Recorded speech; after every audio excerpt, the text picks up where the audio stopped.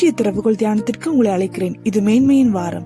மனித வாழ்வில் மேன்மை என்பது அவசியமான ஒன்றாக உள்ளது. நிலையில்லா செல்வத்தையும் உடைமையும் கொண்டு நிலையான புகழை பெற்று மேன்மையுடன் வாழ்வதே வாழ்க்கைக்கு அர்த்தம். ஒழுக்கத்தில் மேன்மை அடையும் போது நன்மதிப்பை பெற முடியும். கல்வியில் மேன்மை அடையும் போது புகழை பெற முடியும்.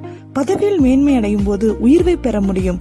இவ்வாறாக வாழ்வில் எல்லா நிலையிலும் சிறப்பு பெற்று வாழ்வதன் மூலம் முழு வாழ்வுமே மேன்மை அடையதாக அமையும். இஸ்ரவேலின் ராஜாவாகிய சவுல் தாவீதை கொல்ல வரும்போது பெலிஸ்திய ராஜாவினிடத்தில் தப்பியோடி அபிமெலேக்குக்கு முன்பாக பைத்தியக்காரனை போன்று வேஷம் மாறின போது அவனால் துரத்திவிடப்படுகையில் பாடுகிறான், கர்த்தருக்குள் என் ஆத்துமா மேன்மை பாராட்டும், எல்லா சூழ்நிலையிலும் என்னை தப்புவித்து மேன்மைப்படுத்தி சிறப்பாய் வாழச் செய்பவர் கர்த்தர் ஒருவரே என்பதை நன்கு அறிந்த தாவீது தேவனை மகிமைப்படுத்தினான்.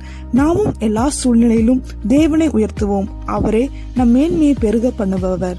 God bless you.